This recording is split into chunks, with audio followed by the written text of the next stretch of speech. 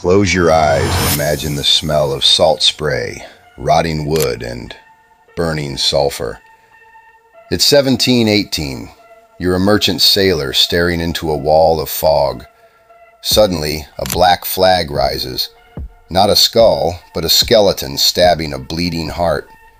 And there he is, standing on the bow, smoke pouring from his hair like a demon emerging from the pits of hell. This wasn't a man.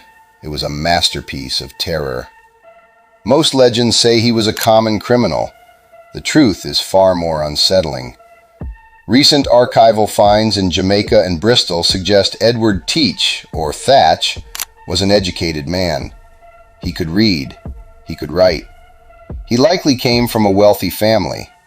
So why would a man with an inheritance choose a life of iron and blood? Some say it was the white gold, sugar. Others say he was a privateer for Queen Anne, legally sanctioned to kill, who simply forgot how to stop when the war ended. In late 1717, Teach did the unthinkable. He captured La Concorde, a massive French slave ship. He didn't just loot it, he evolved it. He renamed it the Queen Anne's Revenge and packed it with 40 cannons. This ship was a floating fortress capable of sinking naval frigates. But here is the mystery. Why did he keep the French surgeon on board? New research suggests his crew was ravaged by syphilis and scurvy.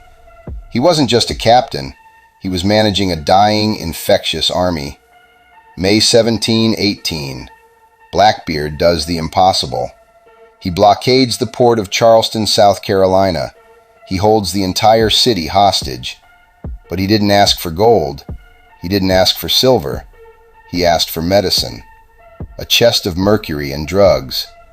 This reveals the man's true nature, a cold, calculated leader who cared more about the survival of his outlaw nation than simple greed. He humiliated a colony for a box of pills. How do you control 300 cutthroats? You make them fear you more than the gallows. Blackbeard was a master of the theater of terror. He didn't just grow a beard. He braided it with ribbons and tucked slow-burning hemp matches under his hat. During battle, his face was wreathed in a hellish halo of smoke. He reportedly drank rum mixed with gunpowder to prove his constitution. He was a brand, and his brand was the devil incarnate. November 22nd. Lieutenant Robert Maynard of the Royal Navy is sent to end the nightmare. The battle in the shallow waters of Ocracoke was a bloodbath. When the smoke cleared, Blackbeard was dead. But look at the autopsy. 5 gunshot wounds and 20 deep sword cuts. He fought until his blood literally ran dry. Maynard decapitated him and threw the body overboard. Legend says the headless body swam 3 laps around the ship before sinking to the depths.